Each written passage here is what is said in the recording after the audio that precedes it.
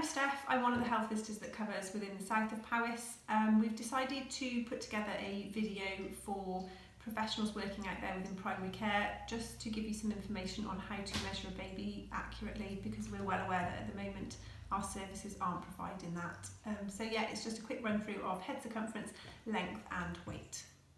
Okay, so we're going to start with how to accurately measure the baby's head circumference. So in an ideal world, baby needs to be sat on either mum's lap in a position similar to this, or alternatively you could have the baby so it's over its mum or dad's shoulder, sort of looking out so that you can see the widest part of the head. In an ideal world, we need a thin tape measure. We often use lassos in practice, so if you haven't got any of these and you would like some, if you get in touch we can distribute some of those.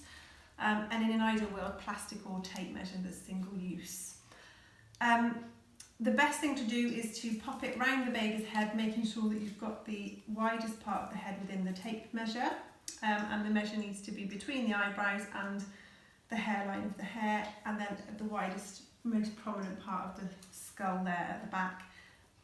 Pull the tape measure into place, which is easy on a doll, not quite so on a baby, and then you need to read the measurement here, where the red line is, to the nearest millimetre. Best practice is that we try and measure the head circumference twice, just to make sure that it's as accurate as it can be. Okay, so just a quick recap on measuring the length of an infant. In an ideal world, you need to have one of these yellow boards, and if you haven't got one, get in touch and we can get one to you. Unfortunately, I know some people are using tape measures in practice and they're just not as accurate as these, so if you need one, then get in touch. Probably will need the support of a parent for this, because in an ideal world, parent just needs to hold the baby's head so it's resting against the headboard at the top.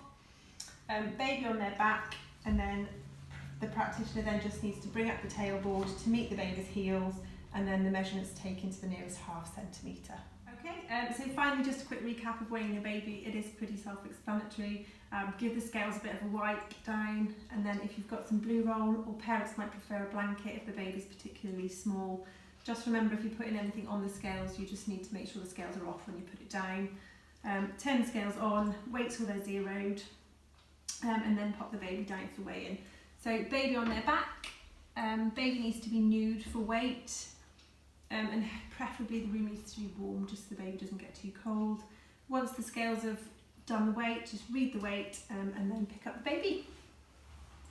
Okay, so once you've got all of your measurements together, it's just about plotting them in the back of the red book. So the blue charts for the boys, the pinks for the girls, and the most important thing is that we get the age right, because that's where most of the common errors occur.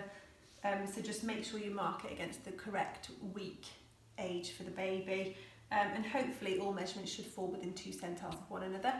Should they not, more regular measurements will need to be taken. So we hope you found the video useful. If you've got any further questions or any concerns about weighing and measuring babies, give us a ring on the Health Visiting Hub 01874 612 173.